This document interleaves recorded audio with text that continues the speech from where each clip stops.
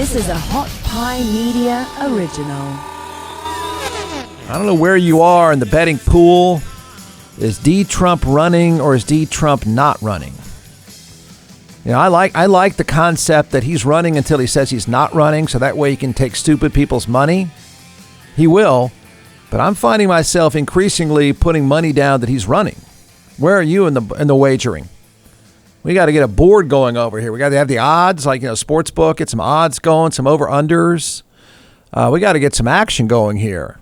I'm going to get shut down by the Attorney General, but we got to get some betting action going because I'm fine. Just me. I'm at the window now. I'm putting down a little bit of money. I'm thinking D. Trump is running. I'm not saying he's not going to steal the stupid people's money. He's going to steal your money no matter what. You're dumb enough to not steal. You're dumb enough to give it to him. He'll take it. But I get the impression he's running. Do you get the impression that he's running? He's talking a lot. It's nonsensical as usual, but he's talking a lot. It's a weird time. I wonder if the silence of Greg Abbott doesn't have something to do with the fact that D. Trump is running. Now, I don't know who he tells within the party. He doesn't care. It just seems to be sending a lot of signals that he's running. So, here I am at the window, placing my bet. Doing it in person, of course, with all the poor guys behind me that haven't seen the sunshine in like 30 years. They smoke 3 packs of cigarettes. You ever go in the sports book and stare at those guys? It's pretty fascinating. They have their own, but they're watching the horse races and you name it. There's like 40 games going on. And that poor guy who has cholesterol like 300 hasn't seen the sun in Vegas in a long time. So I feel like I'm that guy. I'm constantly watching and betting and playing the odds on this D. Trump thing. But I get the impression he's running. The other day, the other MAGA hat, the Ron DeSantis, he just came out and said, I'll beat him easily. In other words, get out of here, loser. Thought, man, yeah, you better get out of there. He will beat you. He'll talk trash on you until you leave, ruin your life. So I'm just wondering if some of the silence now, some of the MAGA wannabe silence isn't because I'm right about this and D. Trump is running. One of the things you didn't know about D. Trump that I've just learned is that, according to him, as usual, he's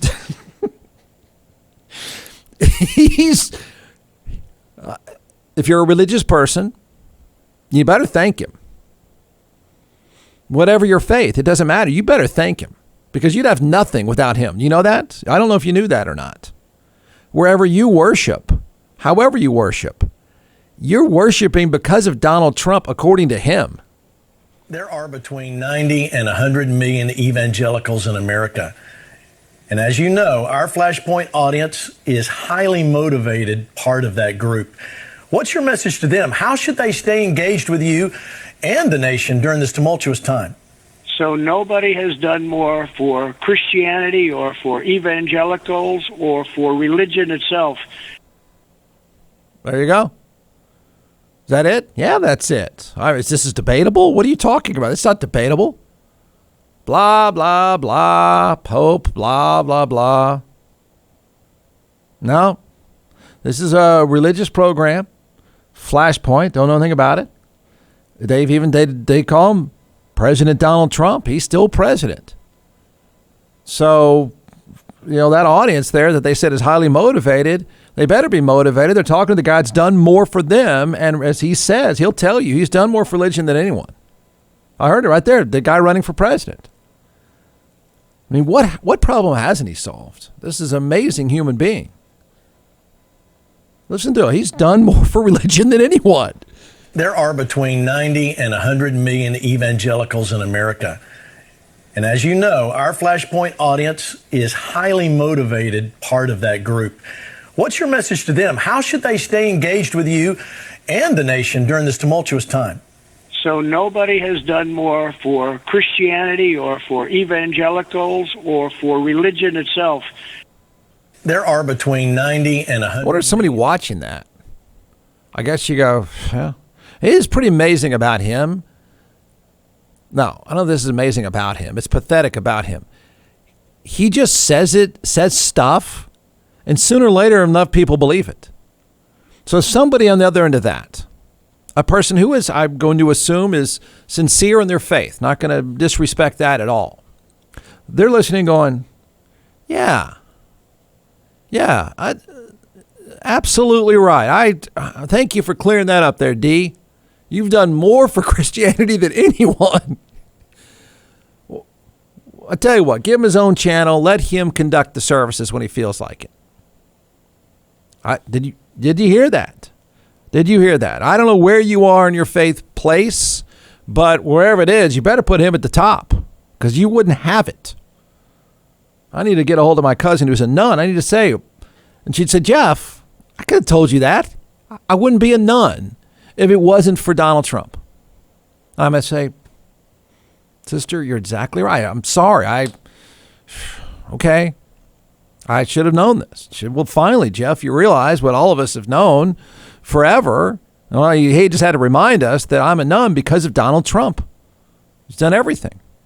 Listen to him, everyone. Listen to him. Send your money to him, not this other guy. Get that money to D. Trump. Evangelicals in America. And as you know, our Flashpoint audience is highly motivated part of that group.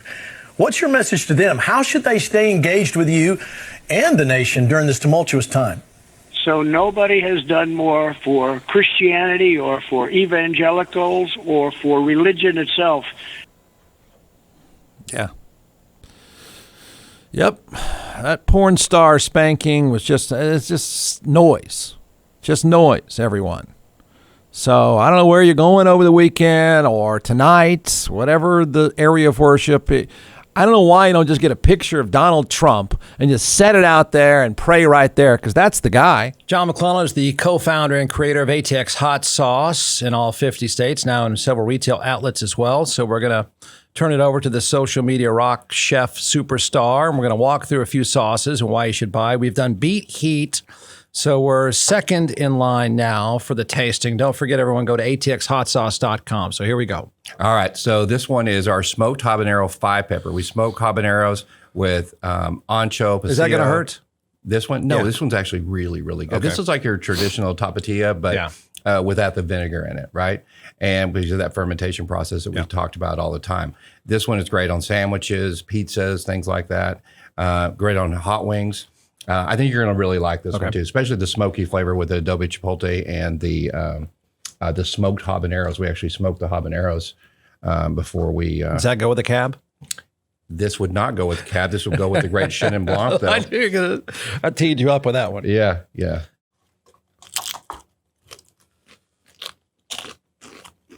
That is good. That's good. Good. It's just classic take. Well, it's a new take on a classic item. So it's called smoked habanero 5-pepper. All right, don't forget One of my ATX. favorites. Don't forget atxhotsauce.com. Hey, what is Mike Pence doing? What in the world is... Hey, everyone, remember him? Anybody know Mike Pence? Does anybody remember this guy? This man is Mike, what are you walking into, buddy? What is he doing? Mike Pence, for the majority of people that don't know, Mike Pence was once the vice president of the United States. In other words, he was kind of just like a piñata for Donald Trump to make fun of all the time and kick him. Yeah, well, when we last left poor Mike, a bunch of goons were scaling the walls to come and kill Mike. Yeah.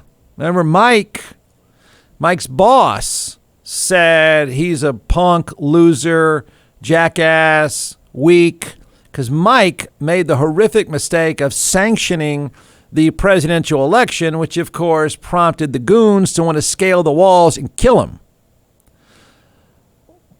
Mike is back. Wow. You want to know how powerful politics is? I think Mike would be a perfect example of how politics, the crack that is politics, is so powerful. Is he actually running? Is he actually going to run against his former boss, knowing what his former boss will do and say? If there's anybody, can we cut Mike Pence a little bit of slack? If there's anybody that probably should be a little bit bitter about things and his old boss, wouldn't that be Mike Pence? Wouldn't you think if you're Michael Pence, you're Mrs. Pence, wouldn't you say, you know who I don't like? I don't like that Trump guy because the goons came to kill me. Because he was calling me names, they came to kill me. They didn't come to tell me to be quiet. They came to kill me.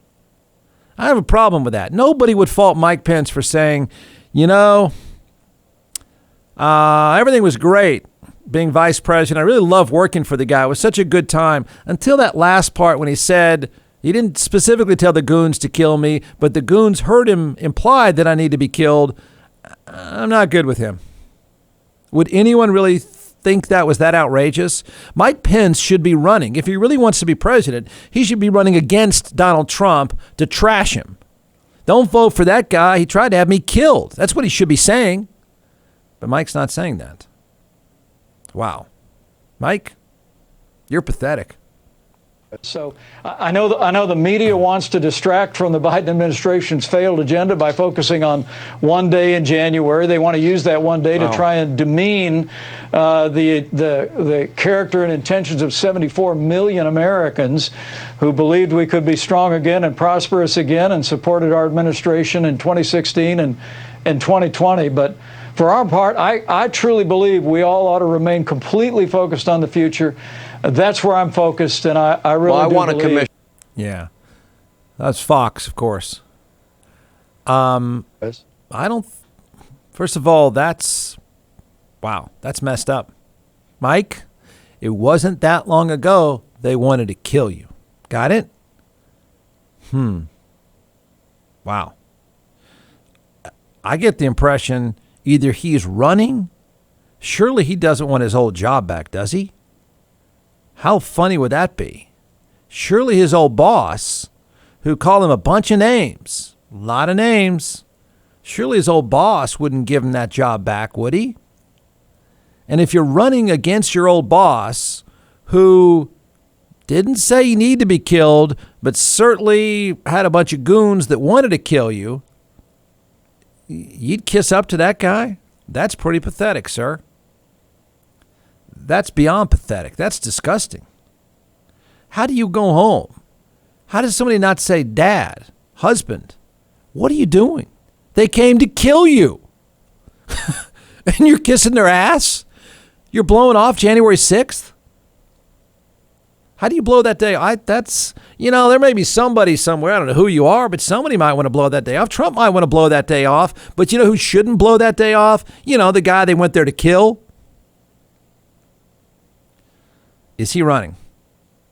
Oh my gosh, is he running? If he is, you know what I wish right now? I'm sorry. I kind of feel sorry for Mike, but Mike's begging for it. You know what I wish right now? I wish his boss had the Twitter account going. His thumbs would be trashing that dude again right now. Michael, are you crazy? Seriously, is that guy crazy? Mike Pence, it would make perfect sense. I think we could all understand. I think even sensible Republicans could understand if that guy said, not only am I running against that jackass old boss of mine who laughed when people came to kill me, I'm out of this party entirely. And don't blame me for it because you guys tried to kill me. Every day working for that man was a beatdown. And then the last day when I did my job, you guys showed up to kill me. So I got a problem with all of you. Would anyone really fault Mike for that? Instead, Mike has turned into the company man. And that is, what a performance. We need to focus, too much focus on January 6th. Like when you had to hide because they came to kill you. From the Hot Pie Media Studios in Austin, Texas, it's the Jeff Ward Show. Listen at jeffwardshow.com.